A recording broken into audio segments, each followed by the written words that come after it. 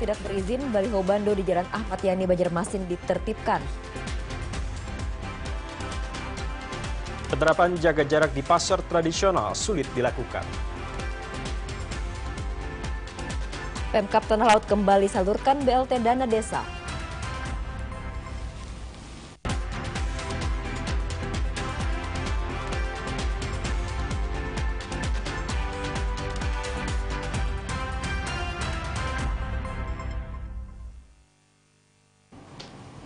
Assalamualaikum warahmatullahi wabarakatuh, selamat sore dan Salam damai Banua. Pemirsa, selama 60 menit ke depan kami akan menyampaikan informasi dan peristiwa yang terjadi dalam Kalimantan Selatan hari ini. Baik pemirsa, bersama saya Rizky Erimunati. Dan saya Sisti Resanti, inilah Kalimantan Selatan hari ini selengkapnya.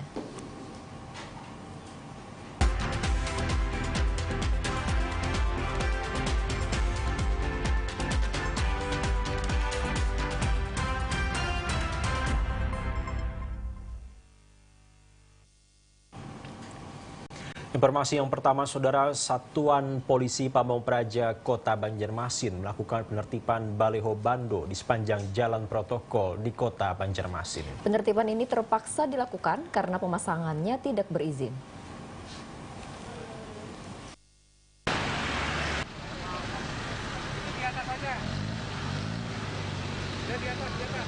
Baliho bando yang ada di Jalan Ahmad Yani kilometer 6 Banjarmasin ini terpaksa ditertibkan Satpol PP Kota Banjarmasin karena tidak berizin. Penertiban di jalan yang ramai membuat penertiban mendapat pengawalan ketat anggota Polres Kota Banjarmasin dan Dinas Perhubungan Kota Banjarmasin. Menurut PLT Kasatpol PP Kota Banjarmasin Iwan Nurhalik, berdasarkan Undang-Undang tentang Lalu Lintas dan Jalan, termasuk Peraturan Menteri PU, pemasangan baliho bando yang melintang di jalan protokol dilarang. Sehingga sejak 2018, Pemko Banjarmasin tidak memperpanjang izin pemasangannya. Pihak advertising sudah pula diberi peringatan untuk membongkar namun tidak diindahkan sehingga pihaknya memutuskan untuk melakukan pembongkaran. Bando ini mulai 2018 itu tidak ada yang diperpanjang. Jadi 2018 semua bando ini mati. Nah, selama 2 tahun ini masih dimanfaatkan oleh pemiliknya. Jadi tidak diruntuh, tidak diapa-apain. Nah, lalu Pak Wali meminta kepada saya untuk menegakkan perda itu. 2 kali beliau meminta saya untuk melakukan penegakan perda ini. Makanya mulai sebelum Lebaran sudah kita surati 1, 2, 3. Nah, hari ini kita eksekusi. Jadi semua bando yang ada di jalan nasional yang melintang itu akan kita turunkan. Jadi untuk sementara hari ini hanya kapernya. Terdata ada 10 buah baliho bando di sepanjang Jalan Ahmad Yani yang akan dibongkar, menyusul baliho bando yang ada di sepanjang jalan utama lainnya seperti S. Parman dan Hasan Basri. Pembongkaran cukup memakan waktu karena satu baliho saja terdapat spanduk yang berlapis-lapis. BNPT menduga kuat adanya kaitan warga yang ditangkap di Tanah Bumbu pada Jumat 5 Juni lalu dengan pelaku penyerangan di Polsek Daha Selatan. Ya, Saudara, sementara itu peran yang bersangkutan masih terus didalami oleh pihak kepolisian. Kepala BNPT Komjen Pol Boy Rafli Amar mengakui adanya penangkapan terhadap warga di Kabupaten Tanah Bumbu. Menurutnya, pelaku yang ditangkap diduga terkait dengan pelaku penyerangan Polsek Daha Selatan yang menewaskan salah satu anggota Polsek Daha. Peran yang bersangkutan menurut Boy Rafli Amar sedang dilakukan pendalaman dan terus dikembangkan untuk mengetahui lebih jauh jaringan dari pelaku terorisme ini. Karena diakui pelaku merupakan bagian dari jaringan kelompok tertentu. Melakukan pemeriksaan terhadap sejumlah pihak yang dari hasil pemeriksaan, karena ada rekan-rekan yang bersangkutan sudah ambil keterangannya oleh penyidik dari Polri dan mengarah peran dalam rangka memberikan perbantuan kepada tersangka untuk melakukan tindakan-tindakan itu. Komjen Pol Boy Rafli Amar juga menyayangkan aksi pelaku yang menyebabkan tewasnya satu anggota Polsek Daha Selatan. Apalagi pelaku yang masih berusia 20 tahun dan terpapar paham Islam radikal. Untuk itu BNPT meminta peran ulama dan tokoh agama untuk membantu dalam meluruskan pemahaman tentang Islam yang benar. Saudara, Wali Kota Banjarmasin mengakui masih kesulitan untuk penerapan physical distancing di pasar-pasar tradisional. Selain sempitnya lahan, pemberlakuan buka tutup juga tidak memungkinkan untuk diterapkan. Sempitnya lahan menjadi salah satu kendala untuk penerapan physical distancing di pasar-pasar tradisional untuk penegakan disiplin protokol kesehatan COVID-19 yang saat ini diberlakukan pemerintah kota Banjarmasin. Tak hanya sempit, menurut Wali Kota Banjarmasin Ibnu Sina, pola buka tutup jika membludaknya pembeli dengan mengindahkan jarak tak dapat dibatasi. Terlebih untuk pasar-pasar besar seperti Antasari yang menjadi sentra pusat perbelanjaan di Banjarmasin. Kalau untuk pasar tradisional itu untuk menjaga jarak itu yang masih agak kesulitan kita karena kebanyakan hanya untuk parkir saja sudah tidak cukup. Misalnya sentra Antasari di belakang pasar pagi, ya saya coba tadi kemarin komunikasi dengan bidang pasar, bisakah diterapkan? Sedapat mungkin di lapak-lapak dulu diterapkan. Meski terbatas, namun pengetatan penggunaan alat pelindung diri utama masker menjadi hal utama yang diperhatikan dalam pola penerapan disiplin di pasar tradisional. Secara bertahap, menurutnya pihaknya kembali mengkaji hal-hal yang bisa diterapkan untuk meminimalisir penyebaran virus yang salah satunya bisa terjadi di pusat perbelanjaan. Yang di lapangan itu untuk menghimbau terus, ya. Kalau memang terlalu padat ya, saya juga sudah perintahkan tak ditutup sementara pintunya sambil menunggu yang lain. Nah, ini akan kita evaluasi terus seperti apa kira-kira mekanisme yang baik sehingga distancing ini paling tidak bisa memberikan gerak yang agak sedikit leluasa lah kepada pengunjung. Dalam penerapan protokol kesehatan, tim gabungan yang berjaga pun tak segan untuk melakukan peneguran bagi warga atau masyarakat yang berbelanja tidak menggunakan masker. Tak hanya peneguran lisan, tim juga tak segan menyatukan sanksi bagi masyarakat yang terbukti bandel tanpa masker. Genap 100 kasus COVID-19 di Barito Kuala kembali bertambah. Kasus baru ini setelah melakukan tes PCR. Ya, alhasil saudara sebanyak 11 warga dari berbagai kecamatan dan 1 diantaranya anak berusia 9 tahun kembali terkonfirmasi positif COVID-19.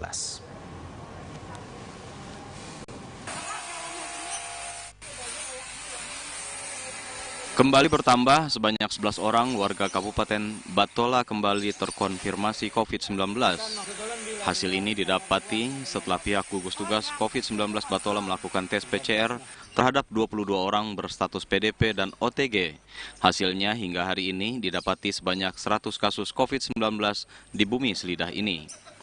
Adapun sebanyak 11 warga ini, 6 diantaranya merupakan warga Kecamatan Alalak, 2 orang warga Kecamatan Mandastana, dan sisanya di Kecamatan Marabahan dan Tabunganen. 11 warga yang terkonfirmasi COVID-19 kali ini, 1 diantaranya merupakan anak perempuan berusia 9 tahun, sementara 7 dari warga ini untuk riwayat kontak belum bisa dilakukan. Jadi hari ini tambahan kasus kita 11 orang. Totalnya sampai saat ini? Jadi total kasus kita ada 100. Yang penomorannya kan 101 karena ada 1 kasus yang sudah kita penelusuran data dan kita kembalikan sebagai data dari wilayah Kota Banjarmasin. Nah Bu, untuk kasus yang 11 ini terlihatnya ini beberapanya di kecamatan yang berbeda-beda, nah Bu. Iya. Nah, ini kenapa itu Bu? Ya memang karena pada saat kita pengambilan rapid massal, kemudian ada juga yang hasil tracking. Jadi kalau yang dari Alalak itu adalah hasil dari rapid massal. Dengan bertambahnya jumlah kasus baru, Batola sendiri berada di posisi keempat di Kalimantan Selatan dengan jumlah positif COVID terbanyak dengan 100 kasus positif, 83 ODP, 204 OTG, dan 5 PDP. Dari Kabupaten Batola, Randy Tisna, kontributor TVRI Kalimantan Selatan, mewartakan. Sementara itu, Mirsa, dapat kami sampaikan informasi terkini COVID-19 Kalimantan Selatan. Dari informasi yang kami terima dari tim Satgas Darurat COVID-19 Kalimantan Selatan pada pukul 17 waktu Indonesia Tengah, saat ini jumlah orang dalam pemantauan atau ODP menjadi 829 orang dalam pemantauan. Sementara pasien dalam pengawasan atau PDP berjumlah 253 orang dan 1.347 orang positif yang terdiri dari 1.129 orang dalam perawatan, 117 yang dinyatakan sembuh, dan 101 orang meninggal. Ya, saudara, kami bawa pula kepada Anda, Mirsa, untuk tidak panik dan mudah percaya informasi yang tidak jelas sumbernya dan untuk tetap mematuhi protokol kesehatan. Baik, Mirsa, kita beralih ke berita selanjutnya. Saudara, dilakukannya penerapan uji coba new normal dengan dibukanya kembali aktivitas ibadah disambut baik oleh masyarakat. Masyarakat juga berharap pandemi COVID-19 segera berakhir.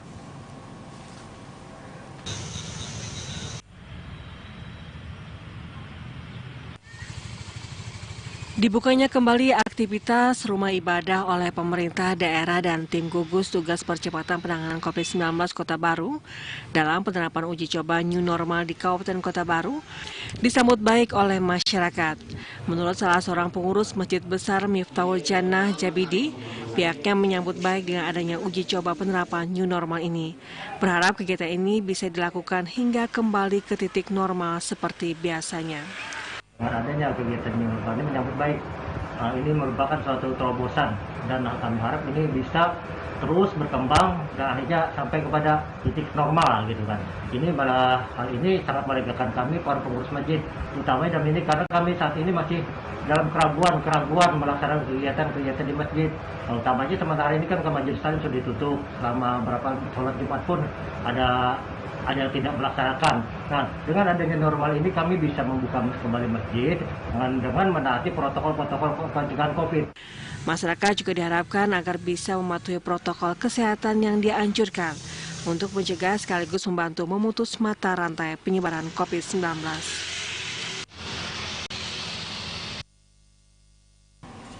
Saudara, Ketua KPU Banjarmasin pastikan tidak akan meminta penambahan dana pilkada. Kami akan hadir dengan informasi selengkapnya sesaat lagi.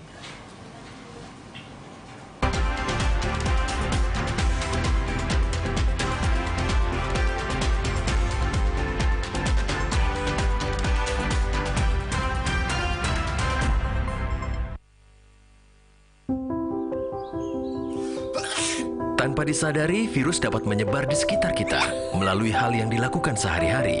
Virus tersebut dapat menular secara berantai, mulai dari satu orang ke orang yang lain, lalu ke orang lainnya lagi, hingga dapat menular ke banyak orang. Kita dapat mencegah penyebaran virus. Tutup hidung dan mulut ketika batuk atau bersin.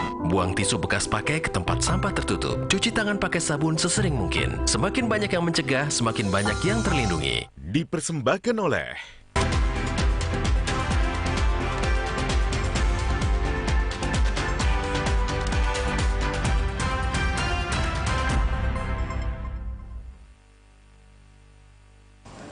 Anda masih bersama kami di Kalimantan Selatan hari ini. Ketua KPU Kota Banjarmasin Rahmiati Wahdah memastikan tidak akan meminta penambahan dana pilkada kepada pemerintah Kota Banjarmasin. Ya, saudara, efisiensi anggaran dari kegiatan yang tidak bisa dilaksanakan selama COVID-19 bisa dikedepankan.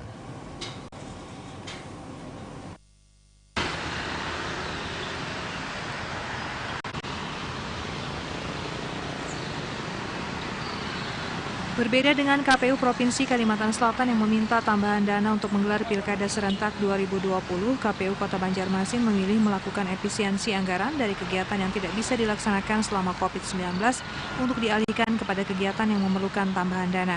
Menurut Ketua KPU Kota Banjarmasin Rahmiati Wahdah, pihaknya sangat memaklumi pemerintah kota saat ini sedang fokus terhadap penanganan COVID-19 sehingga anggaran tersedot kepada COVID-19.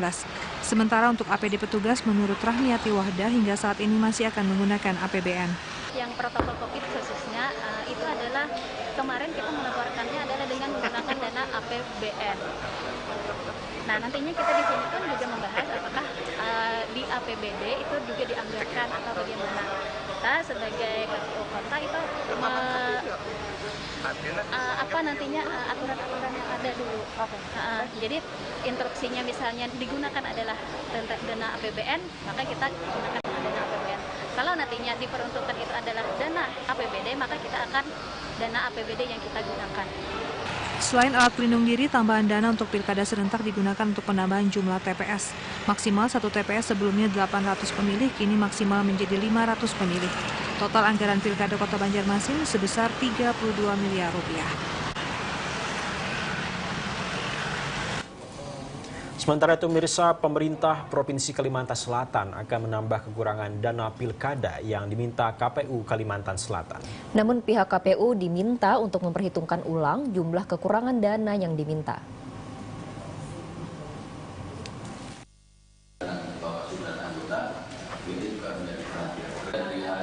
Dalam rapat dengan DPRD Provinsi Kalimantan Selatan, dibahas terkait kesiapan pemerintah daerah dalam menghadapi pilkada akhir tahun 2020 ini. Sekretaris Daerah Provinsi Kalimantan Selatan, Abdul Haris, menyatakan pemerintah daerah siap menambah kekurangan dana pilkada yang diminta oleh KPU, namun perlu juga diperhitungkan besaran yang diminta. Dengan dikurangi beberapa tahapan yang tidak dilaksanakan oleh KPU, Abdul Haris menyatakan saat ini ada anggaran 5 miliar lebih yang telah disiapkan.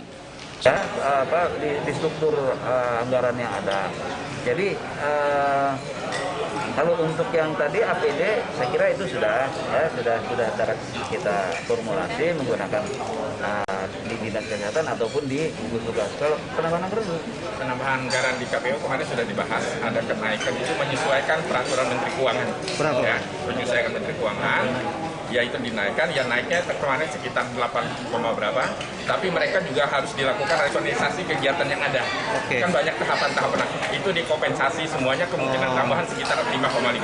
Ada tahapan-tahapan yang belum bisa dilaksanakan itu tidak terpakai, atau dananya digeser gitu. Nah kekurangannya baru kita tambah yaitu sebesar 5,5 itu. Akibat pandemi COVID-19, menurut Abdul Haris, mulai saat ini pemerintah daerah gencar mensosialisasikan standar yang telah ditetapkan oleh tim gugus COVID-19. Sehingga diperkirakan akhir tahun 2020 ini, pandemi COVID-19 sudah berangsur turun.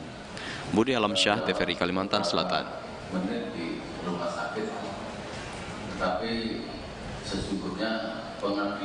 Kurang mampu kembali disalurkan Desa Tajo Pecah, Kecamatan Batu Ampar. Ya, penyaluran BLT dana desa ini diserahkan langsung oleh Bupati Tanah Laut Sukamta. Jadi dari 179 kilo. Desa Tajo Pecah, Kecamatan Batu Ampar kembali menyalurkan BLT dana desa tahap kedua kepada masyarakat kurang mampu yang terdampak COVID-19. Dalam penyaluran BLT ini, tampak puluhan warga memadati aula kantor Desa Tajo Pecah untuk menerima secara langsung BLT yang diserahkan oleh Bupati Tanah Laut Sukamta. Selain penyerahan BLT, dalam kegiatan ini juga dilangsungkan operasi pasar gula pasir untuk masyarakat yang diterimakan secara simbolis oleh para camat se-Kabupaten Tanah Laut yang selanjutnya akan digelar operasi pasar gula pasir di tiap-tiap kecamatan. Usai menyerahkan BLT dana desa dan gula pasir, Sukamta mengungkapkan pihaknya mengapresiasi pihak kepala desa di Kecamatan Batu Ampar yang sudah merealisasikan bantuan langsung tunai dana desa tahap kedua. Insya Allah kita dapat alokasi itu sekitar 30 ton ya untuk se-Kabupaten Tanah Laut. Yang itu nanti akan kita lakukan operasi pasar ke seluruh kecamatan. Dan hari ini di Kecamatan Batu Ampar yang nanti akan kita lanjutkan di kecamatan-kecamatan yang lain. Dan di samping operasi pasar gula pasir, insya Allah nanti juga akan kita lakukan operasi pasar gas 3 kg untuk membantu rakyat kita di Tanah Laut. Inilah usaha-usaha pemerintah daerah di dalam meringankan beban masyarakat akibat dampak COVID-19. Menurut Bupati Tanah Laut Sukamta, ke depan pihaknya juga akan kembali melakukan operasi pasar gas LPG 3 kg di tiap kecamatan. Zainal Abidin, TVRI Kalimantan Selatan mewartakan. Saudara, meski pembatasan sosial berskala besar di Banjarmasin telah berakhir, namun pelayanan tatap muka di Dinas Kependudukan dan Catatan Sipil Kota Banjarmasin belum dibuka. Warga yang datang untuk mengurus administrasi kependudukan sebagian kecewa karena tidak bisa melakukan legalisir surat menyurat.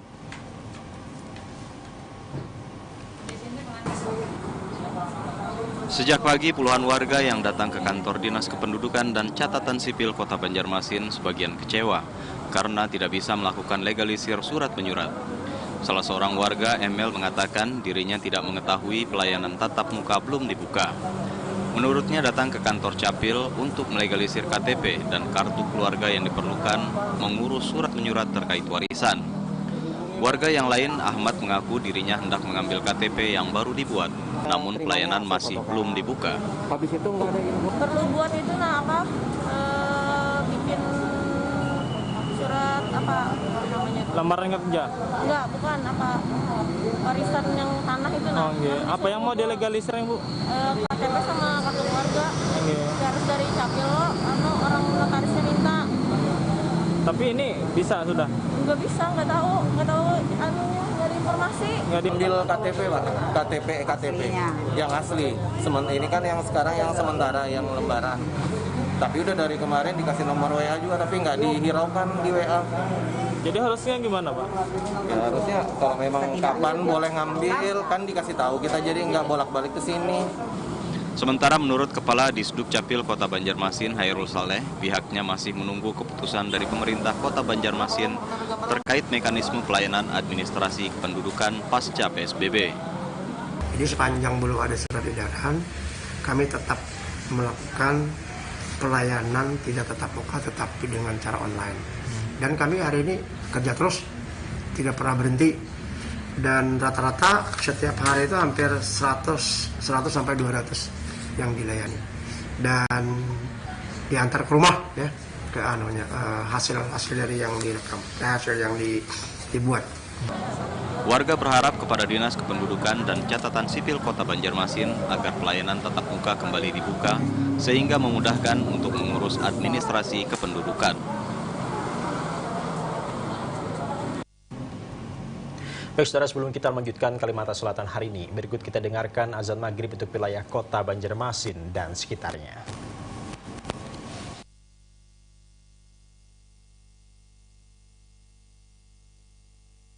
Allahu Akbar, Allahu Akbar, Allahu Akbar,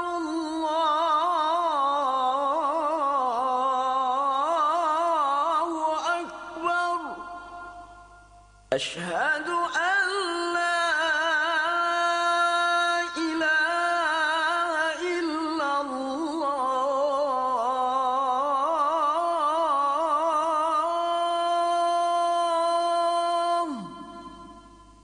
Asyhadu an la ilaha illallah.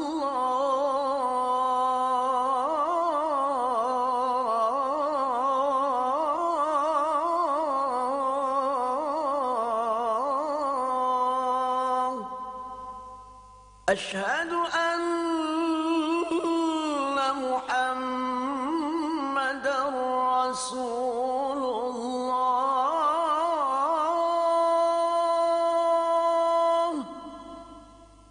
Asyhadu anna Muhammadar Rasulullah.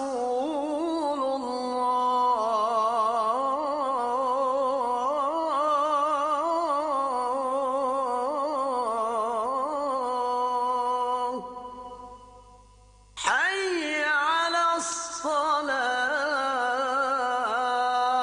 Kami lanjutkan kembali. Asosiasi Pengusaha Jasa Boga Indonesia APJI membagikan 1 juta nasi kotak sebagai bentuk kepedulian terhadap para petugas yang menjadi garda terdepan penanganan COVID-19. Ya, saudara, pembagian 2.000 nasi kotak di Kalimantan Selatan diterima langsung secara simbolis oleh Gubernur Kalimantan Selatan Syahbiri Nur dan Wali Kota Banjarmasin Ibnu Sina.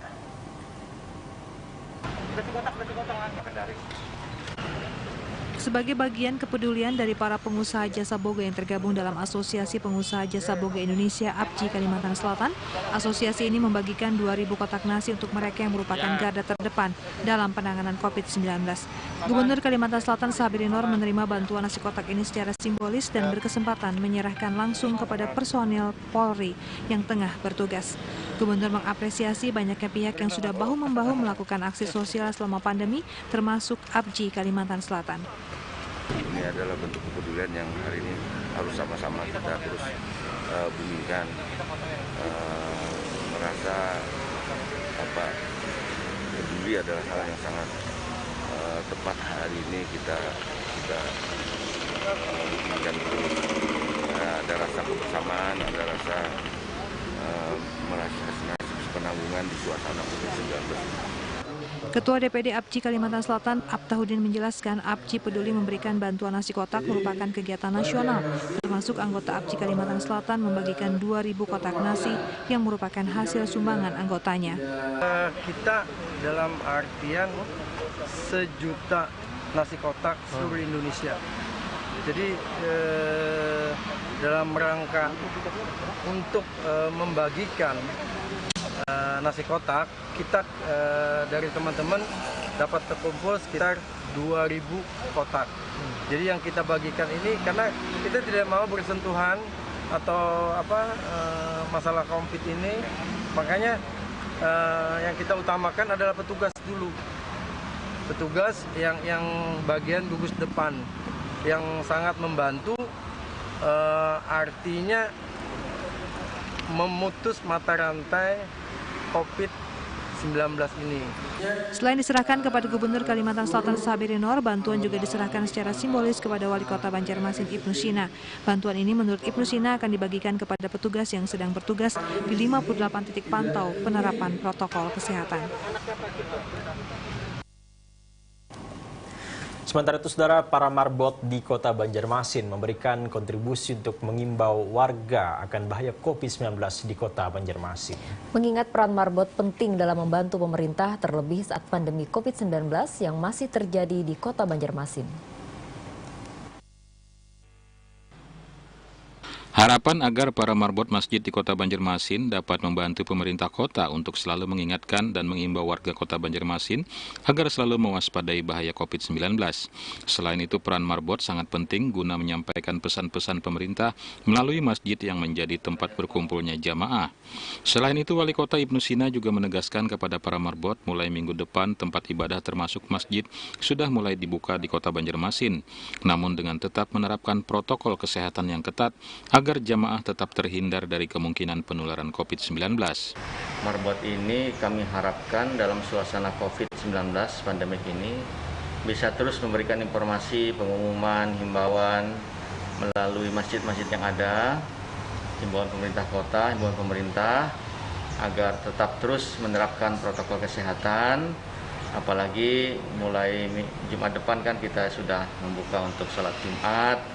Masjid-masjid dibuka tetapi tetap dengan standar protokol kesehatan. Jadi ada kalau jamaah wajib pakai masker, kemudian jarak diatur untuk safnya, jangan sampai nanti dempet-dempetan, diatur social distancingnya. Kemudian juga masjid yang ingin melaksanakan sholat beribadah itu wajib juga menyiapkan standar cuci tangan dan juga ini untuk memeriksa suhu tubuh. Penyerahan bantuan kepada 189 marbot di Kota Banjarmasin ini diharapkan dapat membantu para marbot selama pandemi COVID-19. Selain sembako, para marbot juga telah dibantu mendapatkan insentif dari pemerintah Kota Banjarmasin. Pandemi COVID-19 berdampak pada sektor ekonomi masyarakat. Salah satunya larangan mengumpulkan orang banyak seperti acara pernikahan dan gelaran resepsi perkawinan. Ya, akibatnya saudara, jasa perias pengantin pun menjadi salah satu yang terdampak.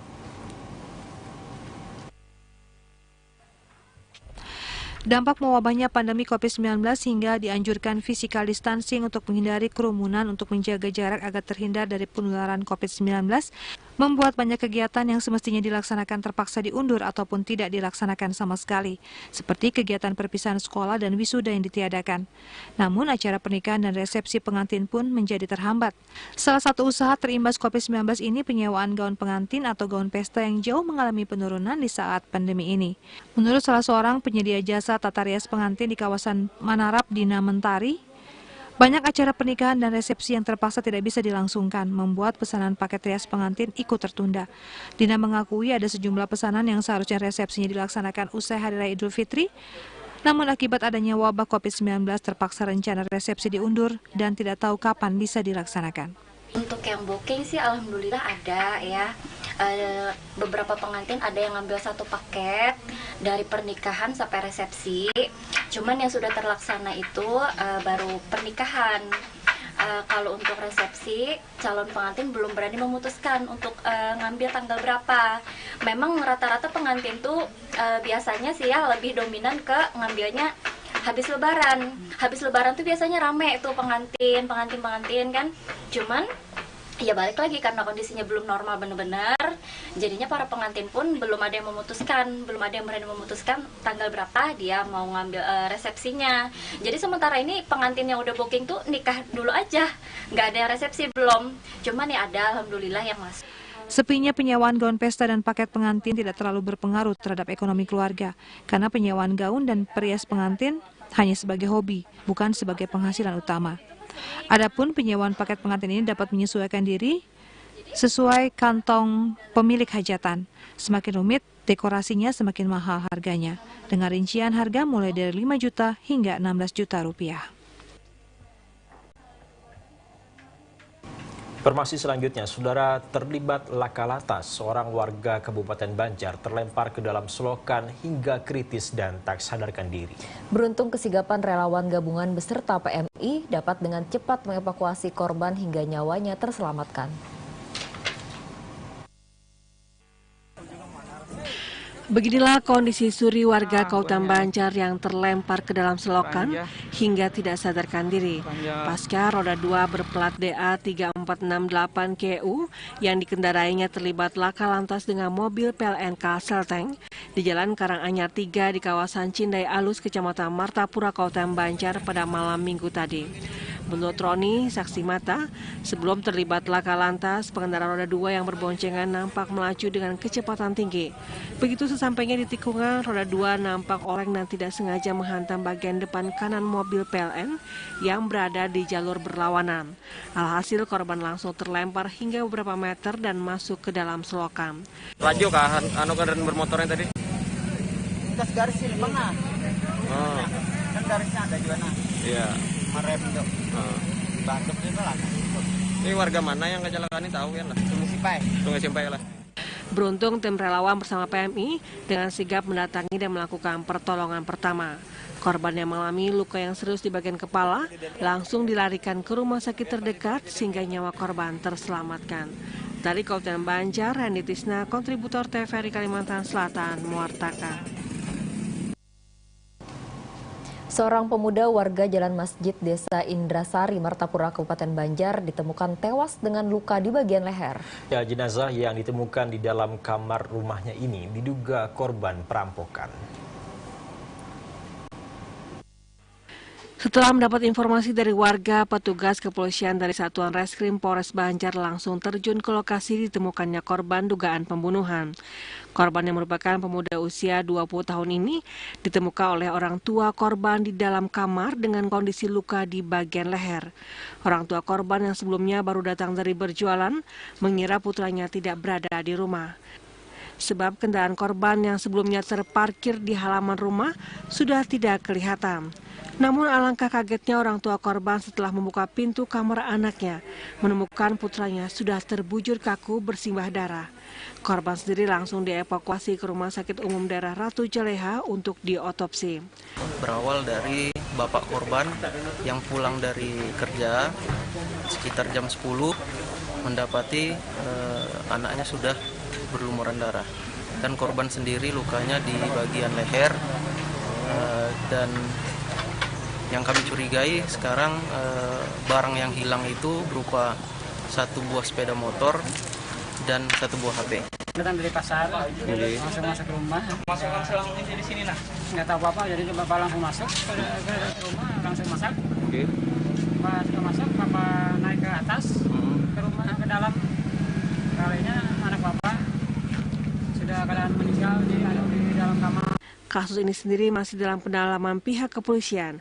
Diduga pelaku merupakan orang dekat atau biasa berhubungan dengan korban. Andi Syam, TVRI Kalimantan Selatan, mewartakan. Aktivitas memancing di Kabupaten Banjar mulai dilonggarkan. Informasinya akan hadir setelah jeda, tetaplah bersama kami di Kalimantan Selatan hari ini.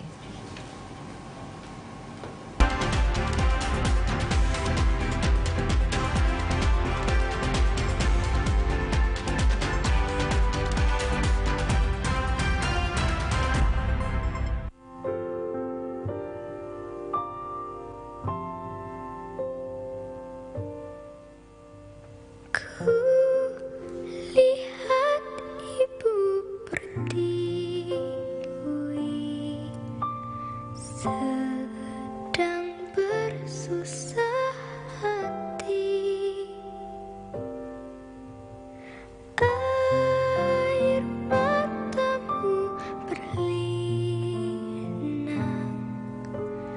emas, intanmu terkenal.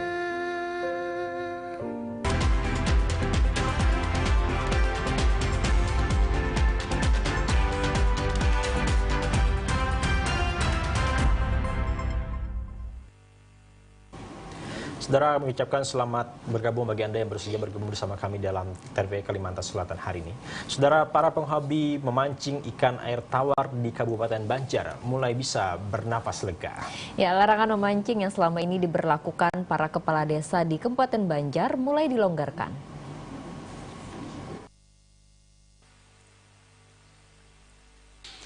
Setelah lama diterapkan larangan memancing bagi warga luar Kabupaten Banjar, kini aturan itu mulai dilonggarkan oleh beberapa desa di sejumlah kecamatan di Kabupaten Banjar, usai berakhirnya penerapan pembatasan sosial berskala besar atau PSBB.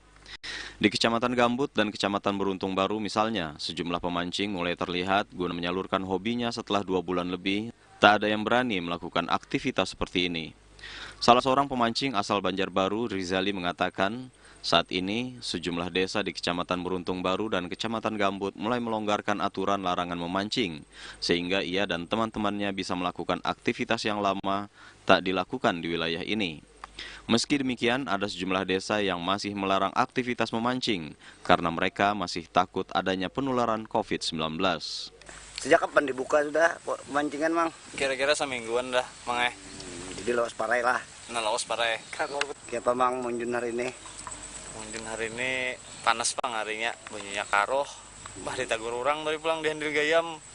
Kenapa jadi tagur, Bang? Jarang maka sudah new normal. Ini tuh Handil Gayam tuh masuk oleh hari. Mangai. Nah lalu kami tadi disuruh. Lalu Bang dari tagur kemana Anda deh? Berjauhan aja kami. Kamu pulang bercari. Kayak jangan karena apa tuh daerah tanah laut.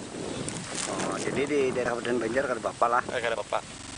Jika sejumlah desa di Kabupaten Banjar mulai melonggarkan aturan, berbeda dengan desa di Kabupaten Tanah Laut yang berbatasan dengan Kabupaten Banjar, yang hingga kini masih mengetatkan aturan larangan memancing. Dari Kabupaten Banjar, Supian Susanto, TVRI Kalimantan Selatan, mewartakan. Pandemi COVID-19 ternyata tak mampu menghalangi indahnya prosesi pernikahan. Ya, Sistia, sepasang pengantin warga Banjarbaru dan Banjarmasin pun menggelar pernikahan dengan tetap memperhatikan protokol kesehatan.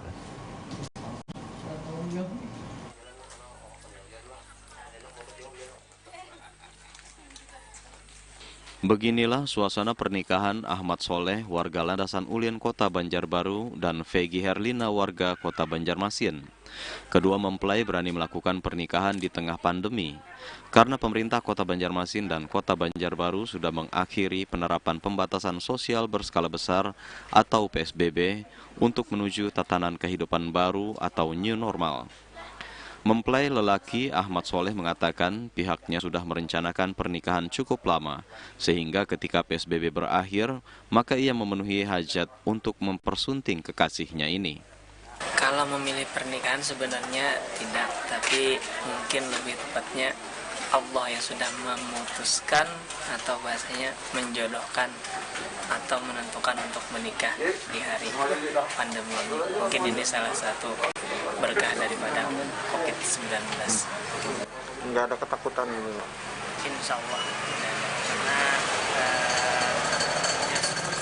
takdir Allah mengetahui. Gimana Mbak perasaannya? Seperti biasa aja, bahagianya ada berkurang nggak rasa bahagianya? Nggak ada. Seperti biasa aja ya. Nah tadi kan kata yang prianya, mempelai pria, ada imbauan pemerintah untuk menunda kehamilan. Gitu. Tanggapannya gimana Mbak? Nggak ada penundaan sih. Pernikahan yang digelar dengan cukup singkat dan sudah memenuhi protokol kesehatan seperti penggunaan masker, mencuci tangan dengan sabun sebelum memasuki kantor KUA ini berjalan dengan lancar. Mereka yang hadir juga dibatasi sesuai jumlah maksimal yang telah ditentukan. Dari Kota Banjarbaru, Supian Susanto, TVRI Kalimantan Selatan mewartakan. Berita selanjutnya, Saudara, dukung ketahanan pangan. Seorang anggota Polri muda di Kecamatan Marabahan melakukan budidaya sekaligus mengembangkan tanaman dengan media tanam hidroponik. Memanfaatkan lahan persawahan, ratusan tanaman selada ditanam hingga menghasilkan pundi-pundi rupiah.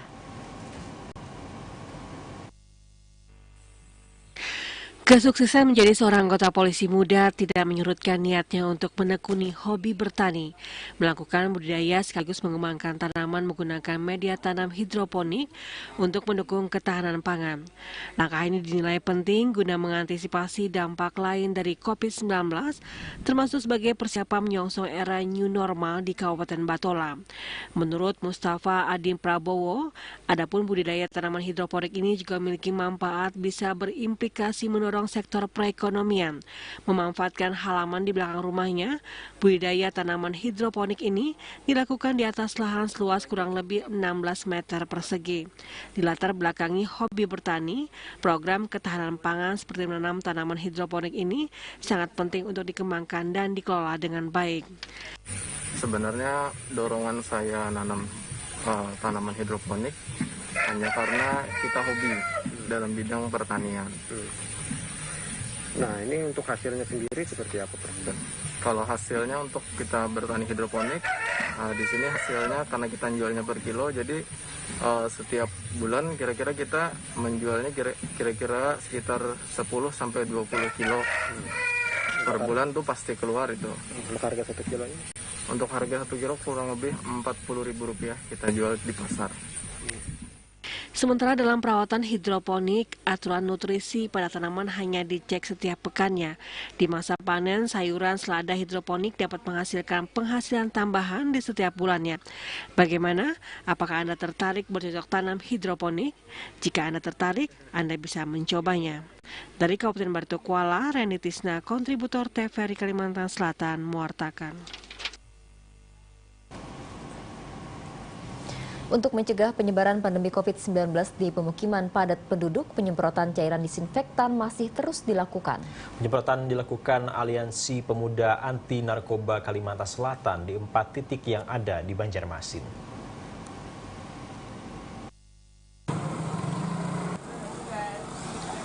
Penyemprotan dilakukan di 4 titik yang ada di Banjarmasin seperti di kawasan Jalan Pekapuran B Laut, Gang Nangka, Jalan Seberang Masjid, Jalan Veteran, Gang Dahlia, dan Asrama PHB Gang Purnawirawan 2 Banjarmasin. Ketua RT 15 Kelurahan Pekapuran Laut, Rus Jaya mengatakan pihaknya melakukan penyemprotan cairan disinfektan ke pemukiman padat penduduk untuk mencegah penyebaran COVID-19. Pihaknya juga membagikan paket sembako untuk membantu warga yang terdampak pandemi COVID-19.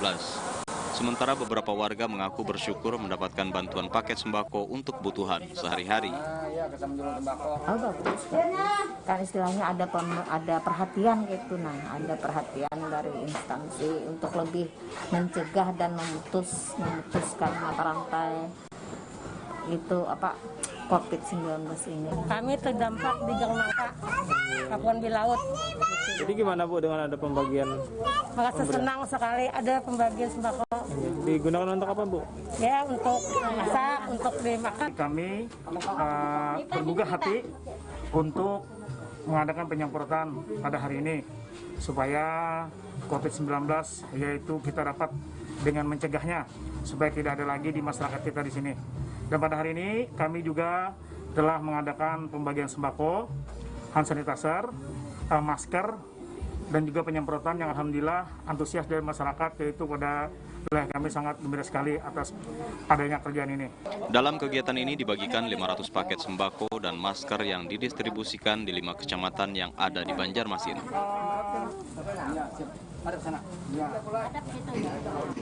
Saudara, setelah ini akan kita ikuti informasi seputar Kalimantan yang kami rangkum dalam Lintas Borneo.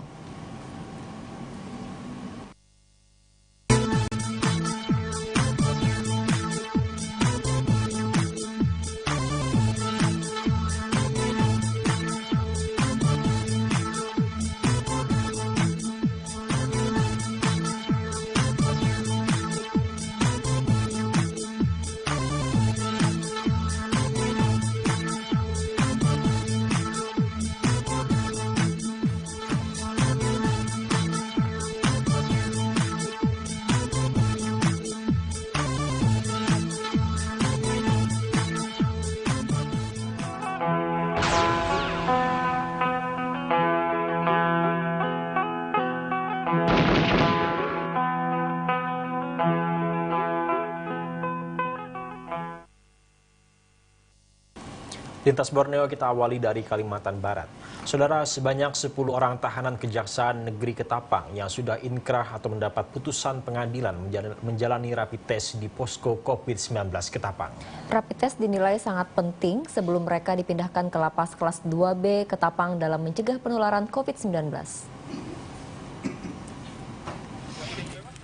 Kepala Seksi Tindak Pidana Umum Kejaksaan Negeri Ketapang, Kasipidum Rudi Hastanto mengatakan, sesuai edaran SK Kemenkumham, pemeriksaan kesehatan tahanan ini dilakukan untuk mengetahui kondisi tahanan Kejaksaan Negeri Ketapang yang dititipkan di Polres Ketapang.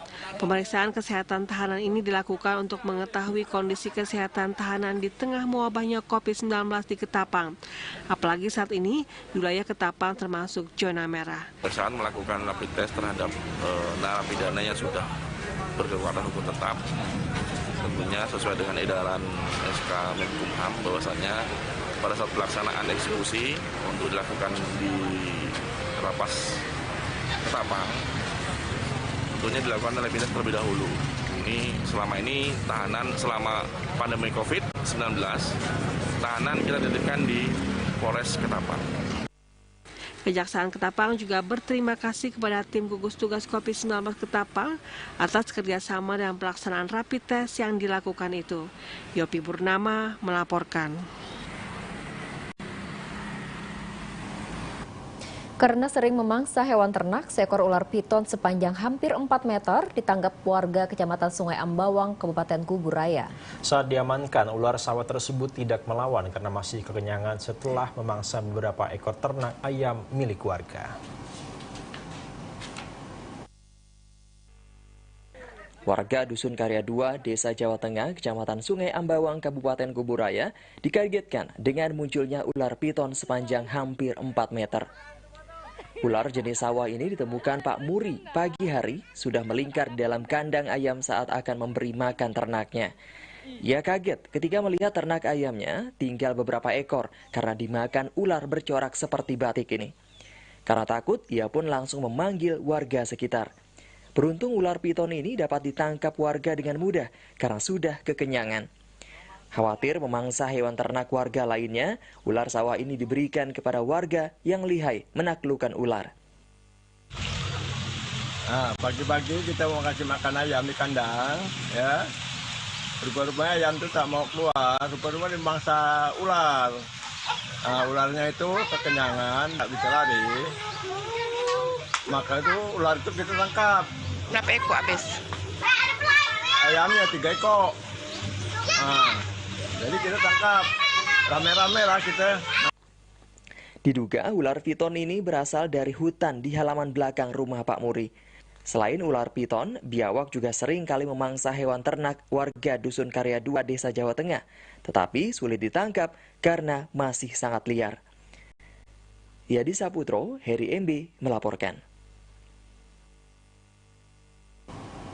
Masih dari Kalimantan Barat, saudara, wacana new normal yang direncanakan pemerintah siap disambut pihak PLBN Entikong untuk diterapkan pada proses operasional. Pasca pemerintah Malaysia menutup border, aktivitas di PLBN hanya melayani kepulangan WNI dari Malaysia.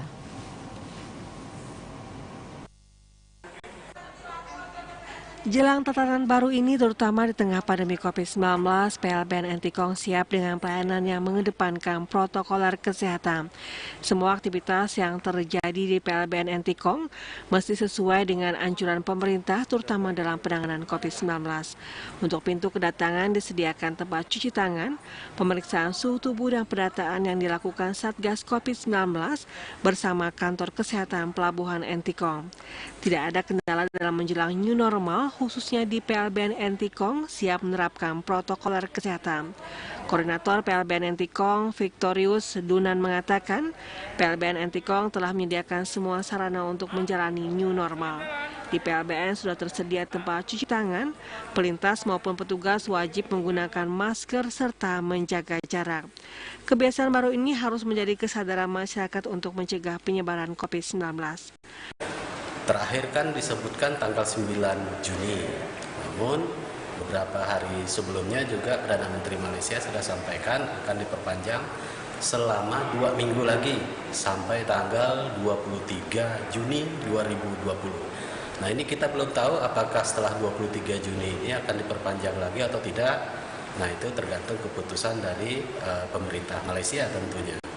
Pada prinsipnya kita di BNPB, PLBN Entikong yang melakukan pelayanan dan pengawasan di PLBN ini. Pelayanan PLBN juga sudah dibuka untuk umum, jelas tetap mengedepankan protokol kesehatan. Namun sejauh ini, aktivitas PLBN hanya bersifat terbatas melayani kepulangan WNI dari Sarawak.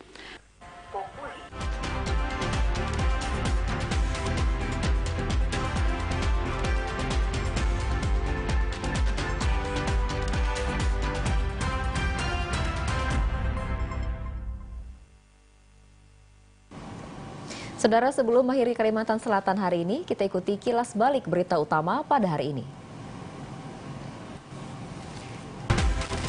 Karena tidak berizin, baliho bandro di Jalan Ahmad Yani Banjarmasin ditertibkan.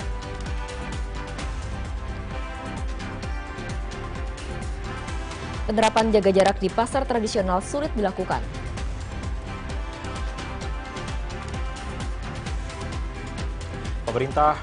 Pemerintah Kabupaten Tanah Laut kembali salurkan BLT dana desa.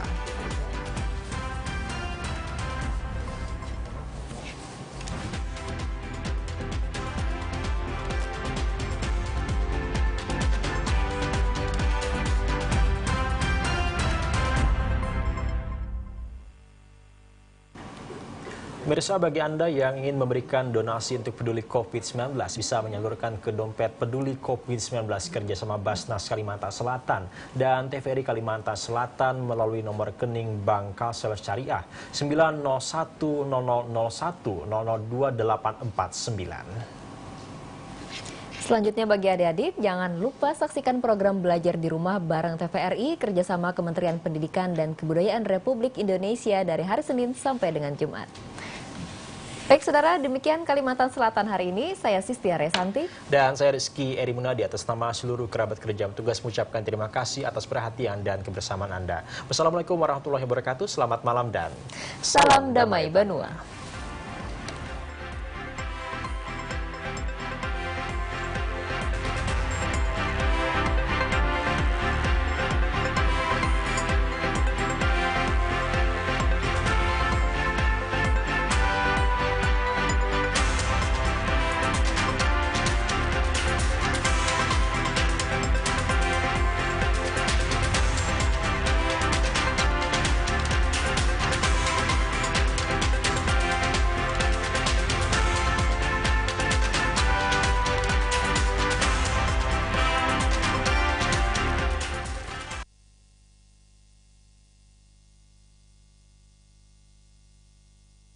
Makin beragamnya acara di berbagai media siaran menuntut kita untuk lebih cerdas serta bijak dalam memilih dan memilah tayangan yang layak, berkualitas, sekaligus berdampak positif bagi pembangunan mental juga karakter kita. Bila menonton TV, perhatikan simbol klasifikasi tayangan. Perhatikan pula tokoh atau pembawa program. Dampingi anak-anak saat mereka menonton. Jadilah penonton cerdas dan kritis. Iklan layanan masyarakat ini didukung oleh Tanpa disadari, virus dapat menyebar di sekitar kita melalui hal yang dilakukan sehari-hari. Virus tersebut dapat menular secara berantai, mulai dari satu orang ke orang yang lain, lalu ke orang lainnya lagi.